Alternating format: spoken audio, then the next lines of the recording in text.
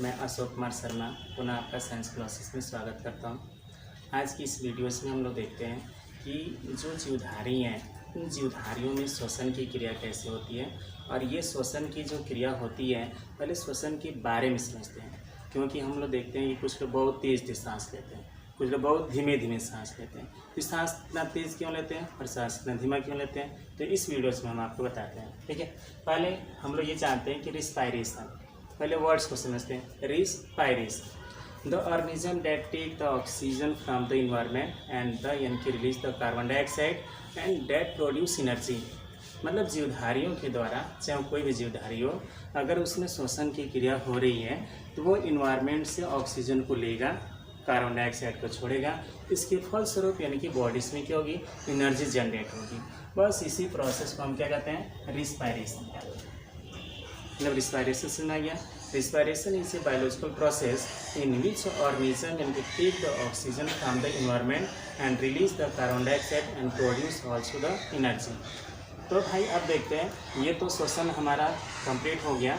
अब ये श्वसन के अंतर्गत यानी कि जो जीवधारी सांस लेते हैं, उन सांस में यानी कि पर्टिकुलर क्या होता है, ऑक्सीजन ही हम लेते हैं। यह यानी कि एक आउट ऑफ द यानी कि मतलब देखा जाए, यह श्वसन की जो क्रिया होती है जीवधारी के शरीर के अंदर होती है। इसके साथ साथ यानी कि श्वसन और कंबस्सन, ठीक है, कंबस्सन कहें तो दहन इसको कहते हैं। इसमें भी ये देखा जाता है कि जब तक आग तभी जलेगी जब यानी कि उस पदार्थ के पास ऑक्सीजन होगा। मतलब यहाँ पे देखा जाए तो श्वसन की क्रिया में भी क्या हो रही है, एनर्जी प्रोड्यूस हो रही है, और कंबस्सन के दौरान भी एनर्जी प्रोड्यूस हो रही है। पर दोनों में बहुत सारे डिफरेंस है। उतना ही डिफरेंस है जितना ये यानी कि समझ लीजिए पृथ्वी है और ऊपर आकाश है। देखते हैं कैसे डिफरेंस है। ठीक है, ये आपका हो गया रिस्पायरेशन और ये हो गया आपका कंबस्सन, मतलब दहन इसको कहेंगे। ठीक है, दहन मतलब ये देखिए, आग लगने के पश्चात ये कहा था ना कि पूरा दहन कर गया, जल गया, समाप्त हो गया, तो ये है दहन। और रिस्पायरेशन यानी कि जो बॉडी के अंतर्गत होती है।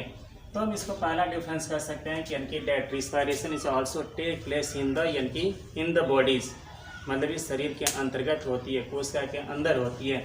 जबकि जो दहन है आउट ऑफ द बॉडीज, मतलब इन्वायरमेंट में होती है, ये शरीर के अंतर्गत ये प्रोसेस नहीं होती है। इसके पश्चात अगर रिस्पायरेशन की हम बात करते हैं तो रिस्पायरेशन एक ऐसी बायोलॉजिकल क्रिया होती है जिसमें एनर्जी जो होती है स्टेप वाइज, ठीक है, ये स्टेप वाइज मिलता है, थोड़ा थोड़ा करके क्या होता है, हर चरण में मिलता है। लेकिन जो कंबस्सन की क्रिया होती है, जैसे आप गैस को ऑन किए, माचिस के तीली जलाएं, एक एनर्जी प्रोड्यूस होना शुरू कर देता है। तो ये हो गया आपका क्या, दहन, जिसमें यानी कि एक वन टाइम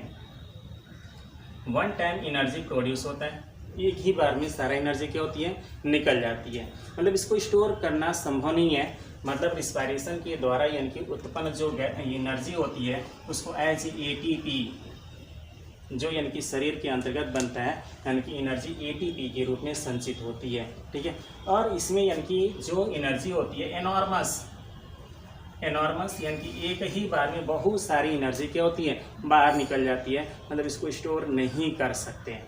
इसके पश्चात हम देखते हैं कि जो आपकी रिस्पायरेशन की क्रिया होती है, ठीक है, रिस्पायरेशन के अंतर्गत यानी कि जीवधारी को यानी कि कंट्रोल करने के लिए या स्टेप वाइज चलने के लिए इसमें एंजाइम की आवश्यकता होती है, और इसमें किसी भी प्रकार की एंजाइम की आवश्यकता नहीं होती है। इसके साथ साथ ये दिखाता है कि ये आपको पहले स्टेप में बताया गया कि यह यानी कि शरीर के अंतर्गत यानी कि सेल के अंतर्गत होता है, और ये सेल के बाहर होता है, इन्वायरमेंट में होता है।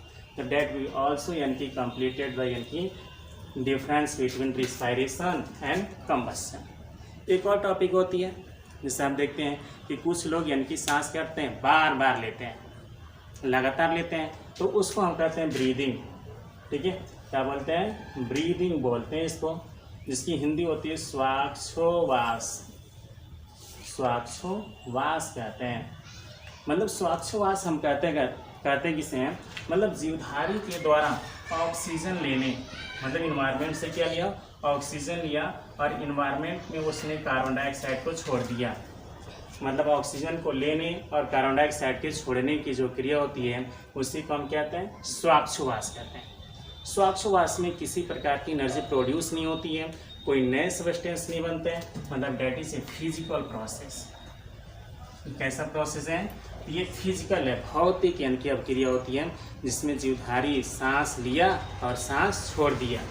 इसमें किसी प्रकार की एनर्जी जो है मुक्त नहीं होती है, मतलब कोई एनर्जी से प्रोड्यूस नहीं होता है। तीसरा देखा जाए तो इसमें यानी कि रिएक्शन को कंप्लीट होने के लिए किसी एंजाइम की भी आवश्यकता नहीं होती है। ठीक है। इसके पश्चात यानी कि चौथा देखा जाए तो ये देखा जाए तो यानी कि इसमें एनर्जी जो चूँकि बनती नहीं है तो स्टोर होने की कोई संभावना ही नहीं है। That's will be okay. फिर यानी कि नेक्स्ट वीडियोस में हम आपको समझाते हैं, बताते हैं कि रिस्पायरेशन के दौरान कौन से ऐसे गैस निकलती है जिसको यानी कि हम प्रूफ कर सकते हैं। तो इसको प्रूफ करने के लिए नेक्स्ट वीडियोस में आप बने रहिएगा। जय हिंद, जय भारत।